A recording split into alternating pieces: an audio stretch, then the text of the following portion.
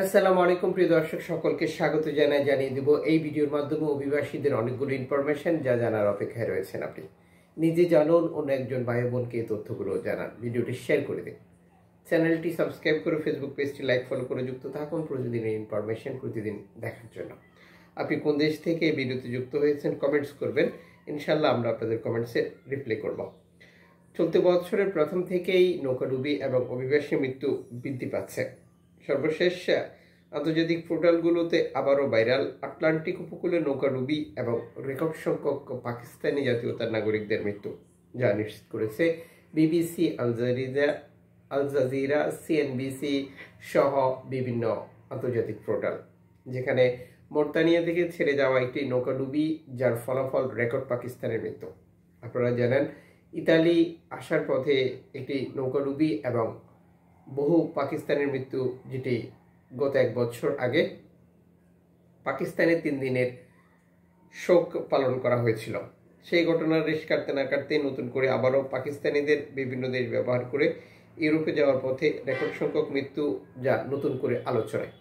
রাজনৈতিক অস্থিরতা, অর্থনৈতিক সংকট, জিনিসপত্রের দাম বৃদ্ধি সহ আরও নানান কারণে বর্তমান সময়ে পাকিস্তানিদের বিভিন্ন দেশ ব্যবহার করে ইউরোপে যাওয়ার প্রবণতা বৃদ্ধি পেয়েছে, যা বাংলাদেশের মতো করে। আপনারা জানেন যে গত সপ্তাহে যে নৌকাডুবি এবং রেকর্ড সংখ্যক বাংলাদেশের মৃত্যু হয়েছিল লিবিয়ার উপকূলে।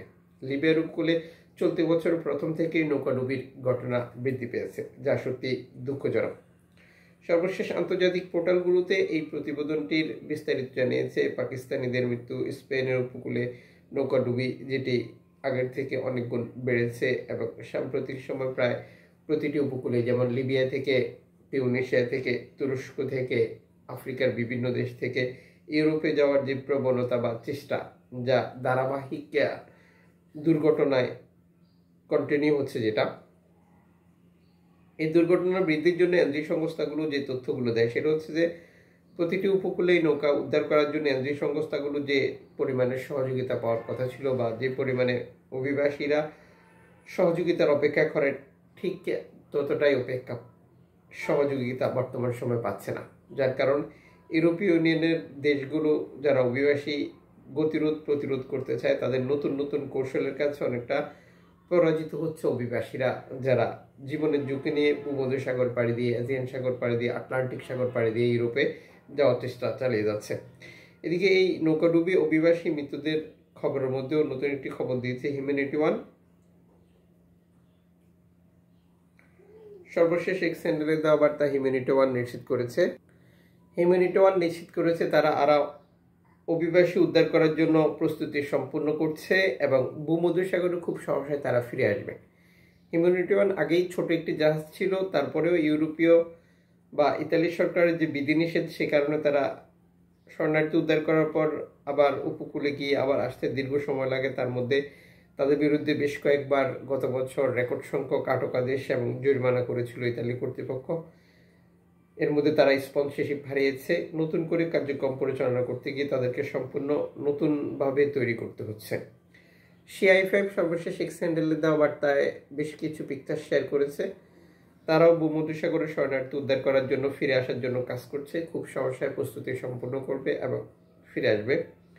দুটি সংস্থাটির জন্যই আমাদের প্রত্যাশা তারা তাড়াতাড়ি ফিরে আসবে এবং ওয়েলকাম। এদিকে তুরস্ক থেকে ইতালি নতুন গেম হচ্ছে। ইতালি কর্তৃপক্ষ কোস্টগার্ড একটি ভিডিও ফুটেজ সামাজিক যোগাযোগ মাধ্যমে ভাইরাল করেছে, যেখানে দেখা যায় যে অভিবাসীদেরকে উদ্ধার করতে তাদের কি ধরনের পরিস্থিতির মুখোমুখি হতে হয়েছিল। আপনারা অনুমান করতে বুঝতে পারবেন যে পানির উচ্চতর ঢেউ, প্রাকৃতিক দুর্যোগ বা দুরবস্থার মধ্যেও তারা এই বিপদগ্রস্ত নৌকাটিকে উদ্ধার করেছিল, যে নৌকাটি মূলত তুরস্ক থেকে গ্রিসে না গিয়ে ইতালিতে এসেছিল। মানে তুরস্ক থেকে বর্তমান সময়ে সরাসরি গ্রিস না গিয়ে ইতালিতে আসার গেমের পরিসংখ্যান বৃদ্ধি পেয়েছে। আর এই পথ আরও বেশি বিপজ্জনক, যে পথে মূলত এই অভিবাসীদেরকে উদ্ধার করেছিল, যে প্রতিবেদনটি তারা যুক্ত করেছে। এদিকে এনজিও সংস্থাগুলো, ইউরোপীয় পার্লামেন্ট, ইউরোপীয় ইউনিয়ন এবং সাম্প্রতিক সময় আপনারা জানেন যে ইতালির প্রধানমন্ত্রী জর্জিয়া মেলোনি, বিচারমন্ত্রী আরও একজন মিলে একজন মাফিয়া যিনি লিবিয়ার একজন ঊর্ধ্বতন কর্মকর্তা, যার বিরুদ্ধে অভিবাসী হত্যা, নির্যাতন সহ বহু ঘটনার অভিযোগ রয়েছে, তাকে ইতালিতে আটক করার পরেও লিবিয়াতে পাঠিয়ে দিয়েছে। তার বিরুদ্ধে মামলা হচ্ছে এবং মামলা হয়ে গেছে অলরেডি। ইউরোপীয় আদালতে এটি নিয়ে সমালোচনা চলছে। যে সমস্ত মানবাধিকার সংগঠনগুলোর দাবি হচ্ছে বর্তমান প্রধানমন্ত্রী জর্জিয়া মেলোনি, বিচারমন্ত্রী এবং যে আইনজীবী এই কাজ করেছে তাদেরকে বিচারের আওতায় আনতে হবে এবং শাস্তি নিশ্চিত করতে হবে। আপনারা জানেন এই ঘটনার পর সারা ইউরোপ জুড়েই বর্তমান প্রধানমন্ত্রী জর্জিয়া মেলোনি এবং তার দলের লোকজন তীব্র সমালোচনার মুখে রয়েছে।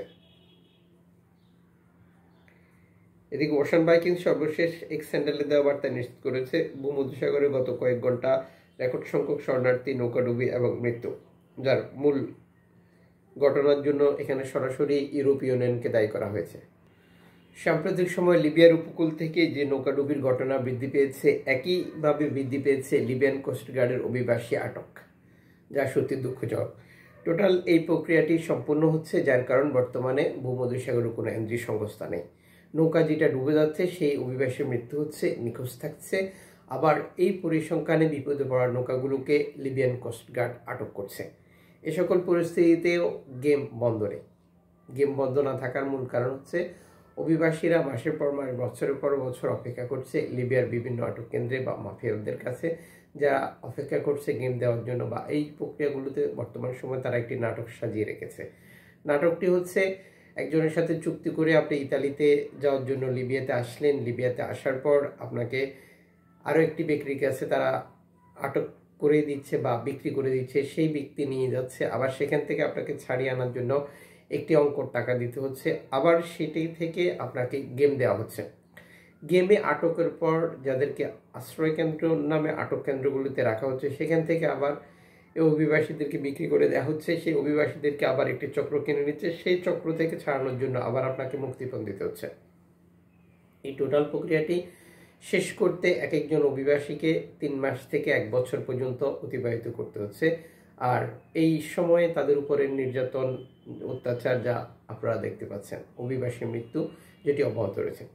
আর এই সকল প্রক্রিয়ার পরেও যারা ইতালিতে যাচ্ছে তাদের উপরে একটি চাপ ছিল আলবেনিয়াতে পাঠিয়ে দেওয়া, যদিও আপাতত আলবেনিয়া পাঠানোর প্রক্রিয়াটাই বন্ধ হয়ে গেছে, যেহেতু 3 বার ইতালির সরকার অভিবাসীদেরকে আলবেনিয়াতে পাঠিয়ে ব্যর্থ হয়েছে।